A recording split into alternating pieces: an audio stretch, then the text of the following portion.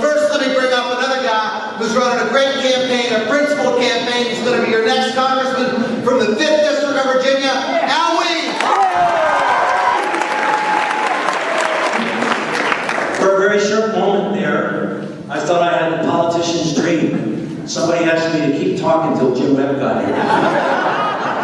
But he beat me to the state. I'm glad to be here and glad to be part of the energy that's spreading across this state. This is atypical because there's so many young faces, but let me tell you, in the 5th District, what we're seeing is a strong wave for change. People who have never voted for a Democrat are voting for Democrats this year, and according to the ones I'm talking to, they're not even holding their noses when they do it. So we have made great progress in getting this done. And for obvious reasons, the Republicans have abandoned America. They have taken our government and run it off the road into the ditch, and Americans expect better. They have abandoned our defense of our liberties.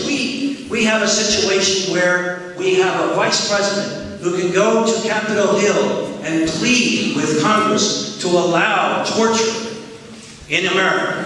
We have a congressman who voted to allow the president to torture when he felt it was appropriate. Think about it, folks. If we do not have a president who can defend this country at the same time he defends the Constitution, it's time for a change. And if we don't have a Congress that can defend the Constitution at the same time it defends this nation, it's time for a change. We need more veterans in Congress because only veterans understand the true cost of war. The three of us.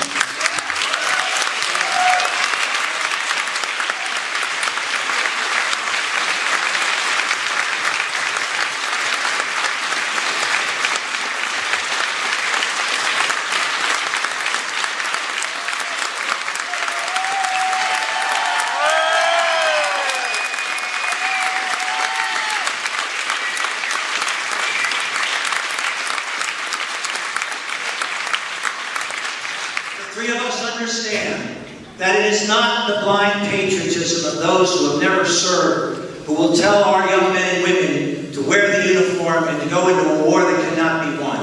The three of us understand patriotism is understanding what is at stake when you defend this nation and taking care of the veterans when they come home.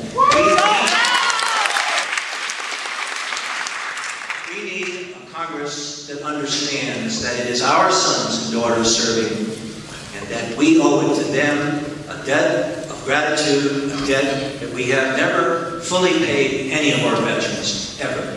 And it's time for a Congress that understands that in this war, and it's time, frankly, to end this war so we can stop creating wounded veterans on a daily basis.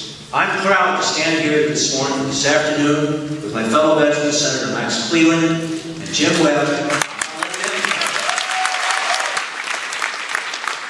I'll let them tell us why it's so important that we recapture the Congress of the United States, both the House and the Senate, because when we do that in 2006, we are going to do it. We lay the groundwork for a Democratic president in 2008, and then we get this country.